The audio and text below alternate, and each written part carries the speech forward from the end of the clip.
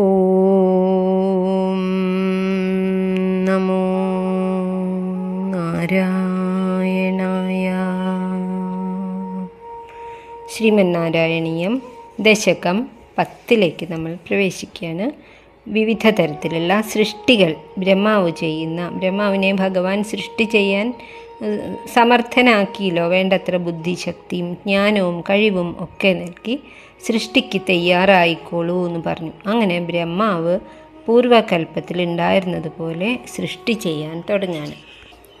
ഈ അധ്യായത്തിൽ ഭഗവാന്റെ അനുഗ്രഹം കിട്ടിയതുകൊണ്ട് മാത്രം ബ്രഹ്മാവ് ശക്തിയും സാമർഥ്യവും ഒക്കെ വർദ്ധിച്ച് സകല ജീവജാലങ്ങളെയും സൃഷ്ടിക്കുകയാണ്. സ്ഥാവരങ്ങളും ജംഗമങ്ങളും ആയിട്ടുള്ള എല്ലാ വസ്തുക്കളെയും അങ്ങനെ സൃഷ്ടി പുരോഗമിച്ച് രുദ്രഭഗവാനെ, പ്രജാപതിമാരെ, കുമാരന്മാരെ, സ്വയംഭുവ മനുവിനെ, ശതരൂപയെ എല്ലാം സൃഷ്ടിച്ച് വരാഹാവതാരം എത്തണ വരെ പറഞ്ഞിട്ടാണ് ഈ അധ്യായം ഇവിടെ കഴിയുന്നത്, ഈ ദശകം ഇവിടെ കഴിയുന്നത്.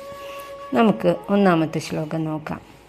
വൈകുണ്ഠ വർദ്ധിതബലോ അധ ഭവത്പ്രസാദാത് അംഭോജയോ നിരസൃജത് കില ജീവദേഹാൻ സ്ഥാസ്നൂനി ഭൂരുഹമയാണി തഥാ തിരശ്ചാം ജാതിർമനുഷ്യനിവഹാനപി ദേവഭേദാൻ. ആരൊക്കെയാണ് സൃഷ്ടിച്ചത് എന്നാണ് പറയണത്. അർത്ഥം നോക്കാം. വൈകുണ്ഠ, അല്ലയോ വൈകുണ്ഠപദേ, യാതൊരു കുണ്ഠതകളും വിഷമങ്ങളും വ്യാകുലതകളും ഇല്ലാത്ത ലോകത്തിലിരിക്കുന്ന അല്ലയോ വൈകുണ്ഠപതി ഭഗവാനെ, ശ്രീഹരേ. വർദ്ധിത ബലോ അധ, സകല കഴിവുകളും വർദ്ധിച്ചു, ബലം വർദ്ധിച്ചു, ബുദ്ധിശക്തി വർദ്ധിച്ചു. അങ്ങനെയുള്ള അംഭോജയോനി, ബ്രഹ്മാവ് അംഭോജത്തിൽ നിന്നും താമരയിൽ നിന്നും ജനിച്ചവൻ. ഭവത് പ്രസാദാത്, അങ്ങയുടെ അനുഗ്രഹം ഒന്നുകൊണ്ട് മാത്രം. അസൃജത്ത് കില ജീവദേഹാൻ, അസൃജത്ത് എന്ന് പറഞ്ഞാൽ സൃഷ്ടിച്ചു. ജീവദേഹാൻ, പലതരത്തിലുള്ള ജീവജാലങ്ങളെ, ജീവദേഹങ്ങളെ സൃഷ്ടിച്ചു എന്നാണ്. ആരൊക്കെയാണ്? സ്ഥാനൂനി, സ്ഥാവരങ്ങളായിട്ടുള്ള ചലിക്കാത്തവയെ സൃഷ്ടിച്ചു. ഭൂരുഹമയാണി, മണ്ണ് തുളച്ച് മുകളിലേക്ക് വരുന്ന പലതരത്തിലുള്ള വൃക്ഷങ്ങളെയും ചെടികളെയൊക്കെ സൃഷ്ടിച്ചു. തഥാ തിരശ്ചാം ജാതിർ, തിരശ്ചാം എന്ന് പറഞ്ഞാൽ ഭൂമിക്ക് തിരശ്ചീനമായിട്ട് ശരീരം വളരുകയും അങ്ങനെ സഞ്ചരിക്കുമ്പോഴൊക്കെ ഭൂമിക്ക് തിരശ്ചീനമായിട്ടാണ്. മനുഷ്യന്മാർ ലംബമായിട്ടല്ലേ നടക്കുക. മറ്റ് തിര്യക്കുകൾ എന്നുള്ള അർത്ഥം തന്നെ അങ്ങനെയാണ് വന്നത്. ഭൂമിക്ക് തിരശ്ചീനമായിട്ട് നടക്കുന്ന മൃഗങ്ങൾ, പക്ഷികൾ, ഉരകങ്ങൾ, അവയൊക്കെ അവരെ സൃഷ്ടിച്ചു. തഥാ തിരശ്ചാം ജാതിർ, തിരശ്ചീനമായി സഞ്ചരിക്കുന്ന പക്ഷി, മൃഗാദി, ഉരകാദികളൊക്കെ സൃഷ്ടിച്ചു. മനുഷ്യനിവഹാനഭി, മനുഷ്യവർഗങ്ങളെയും സൃഷ്ടിച്ചു.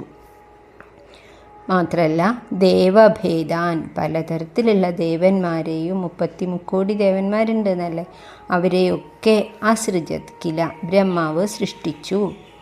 ഭഗവാന്റെ പ്രസാദം ഒന്നുകൊണ്ട് മാത്രമാണ്. അതാണ് ഭവത് പ്രസാദാത് എന്നുള്ള വാക്ക് പ്രത്യേകം ശ്രദ്ധിക്കണം. ബ്രഹ്മാവിന് വലിയ കഴിവും ഒന്നുമില്ലാതെയാണ് ജനിച്ചത്. അല്പം അഭിമാനമോ അഹങ്കാരമോ എന്താണെന്ന് വെച്ചാൽ ഉണ്ടായിരുന്നു. അങ്ങനെയല്ല, എൻ്റെ ശക്തി കൊണ്ട് ഞാൻ നോക്കിക്കോളാം എന്ന് പറഞ്ഞ് അന്വേഷിച്ചതും ഒന്നും കണ്ടെത്താതിരുന്നതും ഒക്കെ. അപ്പോൾ ഭഗവാന്റെ ആ പ്രസാദം കൊണ്ട് മാത്രമേ ബ്രഹ്മാവിന് പോലും എന്തും സാധിക്കുള്ളൂ എന്ന കാര്യം നമ്മൾ മനസ്സിലാക്കണം. എപ്പോഴെങ്കിലും നമുക്ക് എന്തെങ്കിലും കാര്യം നന്നായി നടത്താൻ സാധിച്ചു, സംതൃപ്തമായി മനസ്സ് എങ്കിൽ അത് ഈശ്വരൻ്റെ അനുഗ്രഹമുള്ളത് കൊണ്ട് മാത്രമാണ് എന്ന് കാര്യം അറിയണം. അങ്ങനെയുള്ള ഭഗവാനെ എപ്പോഴും വണങ്ങുകയും വേണം. ബ്രഹ്മാവ് പിന്നെ ഇവിടെ പറയുന്നുണ്ട് ജീവദേഹാൻ സൃഷ്ടിച്ചു എന്ന്. ജീവനെ സൃഷ്ടിച്ചു എന്ന് പറയണില്ല, ദേഹങ്ങളെയാണ് സൃഷ്ടിച്ചത്. അത് എന്താ കാര്യം എന്ന് വെച്ചാൽ, ജീവന് മരണമില്ല, എനർജിക്ക് നാശമില്ല എന്ന് സയൻസും പറയുന്നുണ്ടല്ലോ.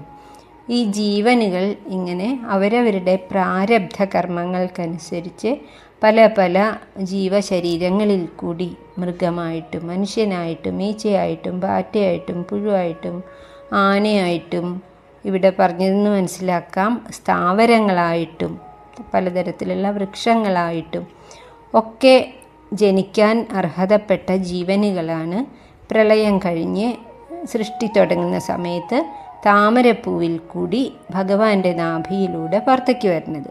അങ്ങനെ വന്നിട്ടുള്ള ജന്മങ്ങളാണ് നമ്മളൊക്കെയും. എത്രയോ ജന്മാന്തരങ്ങൾക്ക് മുൻപ് ഈ കൽപ്പം തുടങ്ങുന്ന സമയത്ത് നമ്മളുടെ ജീവനും അങ്ങനെ വന്നിട്ടുള്ളതാണ്. പക്ഷേ അത് പല തരത്തിലുള്ള ജീവശരീരങ്ങളിൽ കൂടി ആ ജീവശരീരങ്ങളെയാണ് ബ്രഹ്മാവ് സൃഷ്ടിക്കുന്നത്.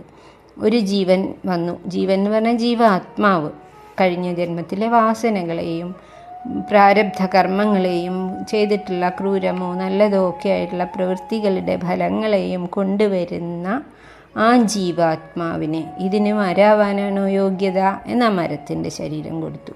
മൃഗാവാനാണോ അതന്നെ ക്രൂരമൃഗാണോ, ശാന്തമൃഗാവണോ, ഉരകമാവണോ, വെള്ളത്തിലെ ജീവിയാവണോ, മനുഷ്യനാവണോ അതോ ദേവനാവണോ എന്നൊക്കെ ആ സൂക്ഷ്മ ശരീരം അനുസരിച്ചിട്ടാണ് അടുത്ത ജന്മം കൊടുക്കുക.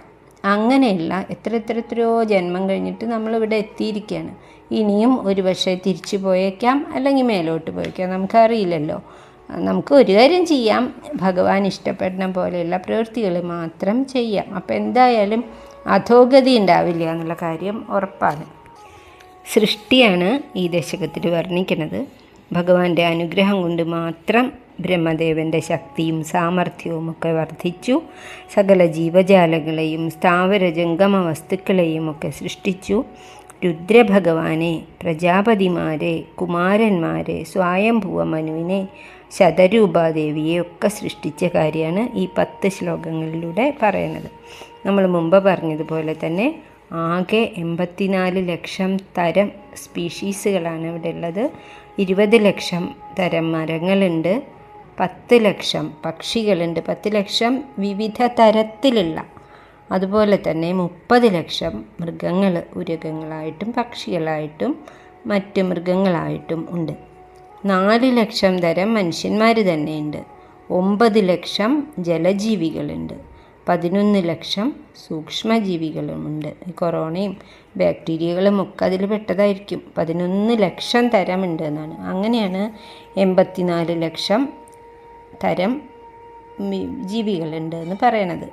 അതൊക്കെ അവരവരുടെ കർമ്മമനുസരിച്ച് ചിലത് ചെടിയാവണു, ചിലത് മരമാവണു, മനുഷ്യനാവണു. പൂന്താനം പറഞ്ഞതുപോലെ ചണ്ഡകർമ്മങ്ങൾ ചെയ്തവൻ ചാകുമ്പോൾ ചണ്ഡാലകുലത്തിങ്കൽ ജനിക്കുന്നു.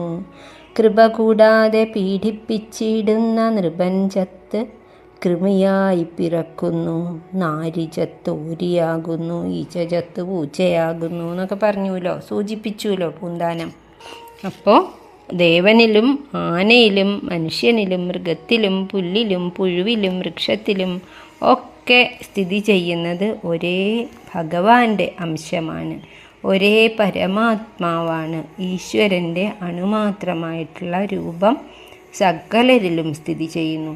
പക്ഷേ ജീവാത്മാവ് വ്യത്യാസമുണ്ട്. അവരവർ ചെയ്തിട്ടുള്ള പ്രവൃത്തികൾക്കനുസരിച്ച് ആ സൂക്ഷ്മ ശരീരവും പേറിക്കൊണ്ടാണ് വരുന്നത്. അങ്ങനെ പ്രവൃത്തികൾ ചെയ്ത് ഓരോ ദേഹവും മാറി ഭഗവാനോട് അടുത്തടുത്ത് ഈ സൂക്ഷ്മ ശരീരം ഇല്ലാതാകും. അപ്പോഴാണ് ജീവാത്മാവ് പരിശുദ്ധമാവും, പരമാത്മാവായിട്ടുള്ള ഭഗവാനോട് ചേരും. രണ്ടുപേരും കൂടി ഭഗവാനിൽ ലയിക്കുകയും ചെയ്യുന്നത്. അതാണ് ജന്മലക്ഷ്യം. അതാണ് ഇവിടെ ഭവത് പ്രസാദാത് എന്ന് പറഞ്ഞതും ജീവദേഹാൻ എന്ന് പറഞ്ഞതും. ദേഹങ്ങളെ മാത്രമാണ് ബ്രഹ്മാവ് സൃഷ്ടിക്കുന്നത്, ജീവനെ അല്ല. ജീവന് മാറ്റവുമില്ല, നാശവുമില്ല, കൂടുതലും കുറവും ഒന്നുമില്ല. അപ്പം നമ്മൾ അറിയാതെ പോലും ചെടിയെയോ മൃഗങ്ങളെയോ ഒന്നിനെയും ആവശ്യമില്ലാതെ ഒന്നിനെയും മുറിക്കാനോ വേദനിപ്പിക്കാനോ ഒന്നും പാടില്ല. ശരീരം എന്നതൊഴിച്ചാൽ ഉള്ളിലുള്ള ആത്മാവ് ഒന്ന് തന്നെയാണ്. പരമാത്മാവ് ഈശ്വരൻ്റെ അംശം എല്ലാവരിലും ഒന്നുപോലെ സ്ഥിതി ചെയ്യുന്നു. അതാണ് എല്ലാം സർവം ഖലു ഇദം ബ്രഹ്മ ഈശാവാസ്യമിദം സർവം എന്നൊക്കെ പറയണതിൻ്റെയും ഒരു അർത്ഥം തന്നെ ഇതിൽ വരുന്നുണ്ട്. ശ്ലോകം ഒന്നുകൂടി നോക്കാം. വൈകുണ്ഠവർദ്ധിത ബലോധ ഭവത് പ്രസാദാത് അംഭോജയോ നിരസൃജത് കില ജീവദേഹാൻ स्थास्नूनि भूरुहमयाणि तथा तिरश्चां जातिर्मनुष्यनिवहानपि देवभेदान्. ॐ तत्सत्. सर्वं कृष्णार्पणमस्तु.